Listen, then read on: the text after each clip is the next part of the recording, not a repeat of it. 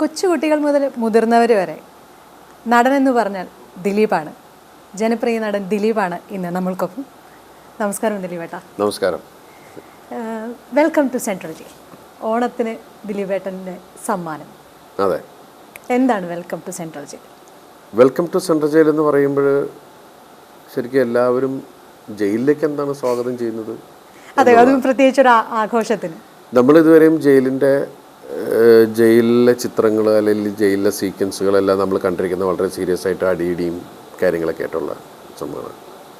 പക്ഷെ വേറൊരു ആങ്കിളാണ് ഇതിൽ ബെന്നി പി നായരമ്പലം കണ്ടതും ചെയ്തിരിക്കുന്നതും.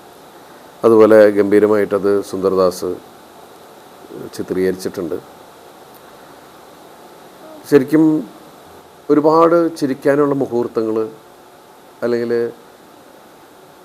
ശരിക്കും നമ്മൾ സിനിമ കാണുമ്പോൾ ശരിക്കും ജയിലെന്ന് പറയുമ്പോൾ ശരിക്കും ദുഃഖങ്ങളുടെ അല്ലെങ്കിൽ ഒരു ഇരുണ്ട ഫീലിലുള്ള സംഭവം. നമ്മളതിൻ്റെ ശരിക്കും ഒരു കോളേജിലൊക്കെ പോകുന്ന ഒരു ആംഗിളാണ് പിടിച്ചിരിക്കുന്നത്. പക്ഷെ അതിൽ ശക്തമായൊരു മെസ്സേജും ഉണ്ട്. മനസ്സിലായില്ലേ? ഒരുപാട് കാര്യങ്ങൾ നമ്മൾ സിനിമ കാണാത്തവർ, ഇപ്പോൾ ഒരുപാട് ആൾക്കാർ സിനിമ കണ്ടു, ഗംഭീരമായിട്ടുള്ള റെസ്പോൺസുകൾ കാര്യങ്ങൾ പറഞ്ഞു. സിനിമ കാണാത്ത ആളുകൾക്ക് അത് കാണുമ്പോഴാണ് അതിൻ്റെ രസം ഉണ്ടാവുക. ആ രസിച്ചത് നമ്മളിവിടെ പൊട്ടിക്കണ്ട. അല്ല, ഒരു ത്രൂ ഔട്ട് ഒരു എൻ്റർടൈൻമെൻ്റ് ആണോ? 100%. നമ്മൾ ആദ്യം വിചാരിച്ചത് അയ്യോ ജയിലിലെ സീക്വൻസ് നമുക്ക് ഭയങ്കര ഒരു മൊണോട്ടോണസ് ഫീൽ ചെയ്യുമോ, അല്ലെങ്കിൽ പെട്ടെന്ന് നമ്മൾ പുറത്തേക്ക് പോകണമെന്ന് തോന്നുന്ന ഒരു ഇത് നമ്മൾ എല്ലാ ആൾക്കാരും പറഞ്ഞതെന്ന് വെച്ചിട്ടുണ്ടെങ്കിൽ ഇത് കാണുമ്പോഴും നമുക്ക് അയ്യോ ആ സീക്വൻസുകൾ കാണാനാണ് ഏറ്റവും കൂടുതൽ. അല്ല, ഇപ്പൊ ഓണം എന്ന് പറയുമ്പോൾ തന്നെ ഒരു ആഘോഷമാണ്. പ്രത്യേകിച്ച് ദിലീപേട്ട പടങ്ങൾ എപ്പോഴും ഒരു ആഘോഷത്തിന് എത്തുമ്പോൾ ജനങ്ങൾ എക്സ്പെക്ട് ചെയ്യുന്ന ഒരു ചേരുവയുണ്ട്. അല്ല, അത് തന്നെയാണ് പറഞ്ഞത്. ഇപ്പോൾ ഓണക്കാലത്ത് ശരിക്കും അടിച്ചു പൊളിക്കാൻ എന്ന് പറയുന്ന ഒരു 100% എൻ്റർടൈനർ. അത് കൊച്ചു കുട്ടികൾ, ചെറുപ്പക്കാർ, ഫാമിലി ഓഡിയൻസ് എല്ലാ ആളുകളെയും കണ്ടിട്ട് തന്നെ ഉണ്ടായിരിക്കുന്ന ഒരു സിനിമയാണ്. അതിന് എൻ്റെ കഥാപാത്രം ഉണ്ണിക്കുട്ടൻ എന്ന് പറയുന്ന കഥാപാത്രമാണ്. അപ്പോൾ ജയിലിൽ ജനിച്ചു വളർന്ന ഒരാൾ, വളരെ നിഷ്കളങ്കനായ ഒരു ആളാണ് ഉണ്ണിക്കുട്ടൻ. അയാൾ കാണുന്നതെന്ന് വെച്ചിട്ടുണ്ടെങ്കിൽ ഇപ്പോൾ ശരിക്കും പറഞ്ഞാൽ നമ്മൾ പോസ്റ്റർ ഉണ്ടായിരുന്നു, അതിൽ ടീച്ചറിലൊക്കെ എല്ലാം പോസിറ്റീവായിട്ട് കാണാൻ ആഗ്രഹിക്കുന്ന ആളാണ്.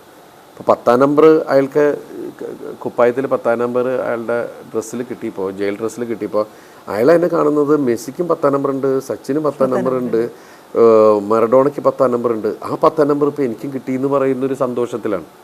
അപ്പോൾ ഈ എന്തും ഭയങ്കര പോസിറ്റീവായിട്ട് കാണാൻ നടക്കുന്ന ഒരാൾ. അയാളങ്ങനെ ക്രിമിനലൊന്നുമല്ല. പക്ഷെ അയാൾ എങ്ങനെ അതിനകത്ത് വരണു, എന്തുകൊണ്ട് വരണു എന്നൊക്കെ പറയുന്ന ഒരുപാട് കാര്യങ്ങളുണ്ട്. അത് ആദ്യമേ ചോദിക്കാൻ ഞാനിരുന്നത്, സാധാരണ ദിലീപേട്ടൻ്റെ പടങ്ങൾക്ക് എപ്പോഴും സ്റ്റിൽസ് പുറത്ത് വരാറുണ്ട്, ഷൂട്ട് നടക്കുമ്പോൾ വരാറുണ്ട്, അത് കഴിഞ്ഞിട്ട് വരാറുണ്ട്. പക്ഷേ വെൽക്കം ടു സെൻട്രൽ ജയിലിൻ്റെ ഒരു ഫോട്ടോയ്ക്ക് വേണ്ടിയിട്ട് ഓഡിയൻസ് ശരിക്കും പറഞ്ഞു കഴിഞ്ഞാൽ കാത്തിരുന്നിട്ടുണ്ടാവാം. കാരണം ഈ 10 എന്നുള്ള ആ ഒരു ഇത് പിടിച്ചിട്ടുള്ളതാണ് പോസ്റ്റർ. അതാണ് വന്നത് ശരിക്കും. അത് ഭയങ്കര റെസ്പോൺസ് ഉണ്ടാക്കിയൊരു പോസ്റ്റർ തന്നെയാണ്. പിന്നെന്ന് വെച്ചിട്ടുണ്ടെങ്കിൽ ഇതിലെ പാട്ടുകൾ 4 പാട്ട് നാദർശ ചെയ്തിട്ടുണ്ട്. പിന്നെ ഒരു പാട്ട് ബേണി ഗണേശൻ ചെയ്തിട്ടുണ്ട്. ബേണിച്ചൻ്റെ ഗണേശൻ്റെ അവരുടെ ശരിക്കും പറഞ്ഞാൽ എനിക്ക് തോന്നുന്നു മാനത്തെ കൊട്ടാരം മുതൽ ഞാൻ അവരുടെ പല പടങ്ങളും ചെയ്തു.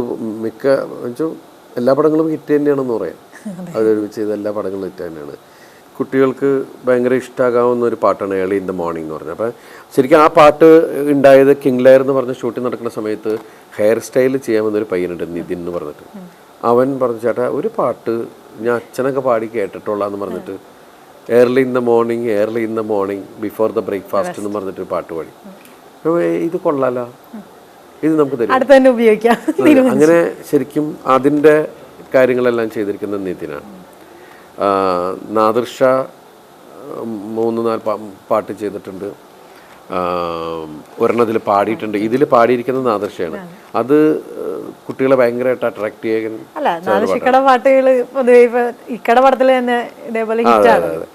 ഈ ഒരു ജയിൽ ഡേക്ക് നമ്മൾ ശരിക്കും പറഞ്ഞാൽ സ്കൂളിലും കോളേജിലും ഉള്ളുമ്പോൾ നമ്മുടെ ഒരു തത്രപ്പാടുണ്ടല്ലോ, ഒരു പ്രോഗ്രാം ഉണ്ടാക്കാൻ അതിന് വേണ്ടി നടക്കല് കാര്യങ്ങളല്ല. ഇതെല്ലാം ശരിക്കും പറഞ്ഞാൽ ഒരുപാട് കാര്യങ്ങൾ അവിടെയും നടക്കുന്നുണ്ട്. അങ്ങനെ ഒരുപാട് കാര്യങ്ങളുണ്ട്. അപ്പോൾ ഇതൊക്കെ കാണുമ്പോൾ ശരിക്കും പറഞ്ഞാൽ നമ്മൾ ഇതുവരെ കാണാത്ത ഒരു ആംഗിളാണ് വെൽക്കം ടു സെൻട്രൽ ജയിലിനെ പിടിച്ചിരിക്കുന്നത്.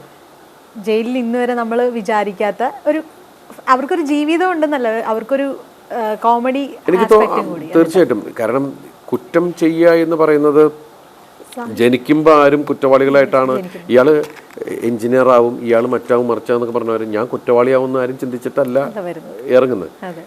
ഒരു സാഹചര്യത്തിൽ സംഭവിച്ചു പോകുന്നതാണ്.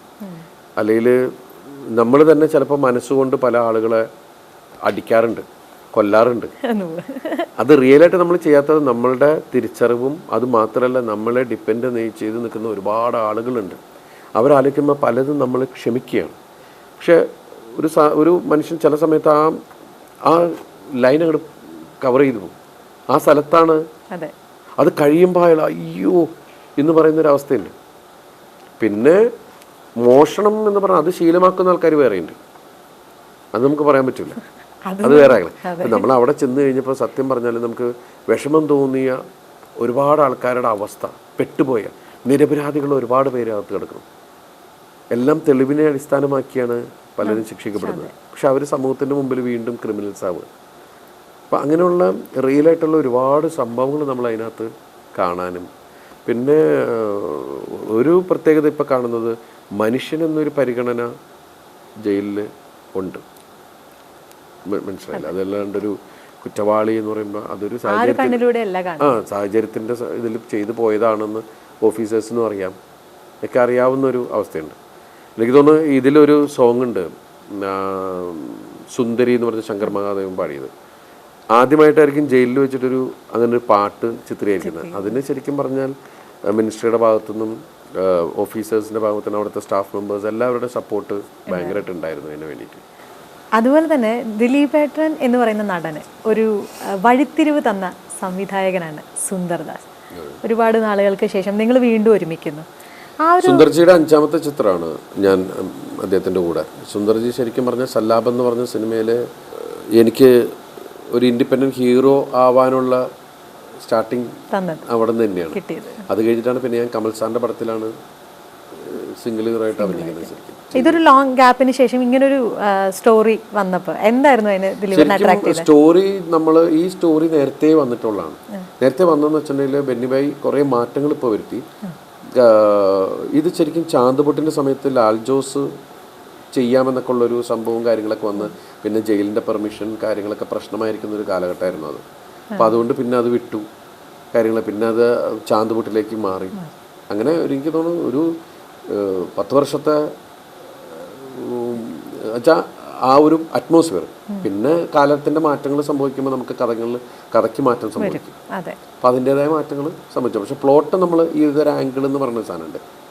കാരണം ജയിൽ ഇപ്പോഴും അവിടെ ഉണ്ടല്ലോ, 10 വർഷം മുമ്പുള്ള ജയിലും. പക്ഷെ അതിൻ്റെ വ്യത്യാസങ്ങൾ സംഭവിച്ചിട്ടുണ്ട്. ആ വ്യത്യാസങ്ങൾ ഈ സിനിമയിലൂടെ നമുക്ക് കാണാൻ പറ്റും.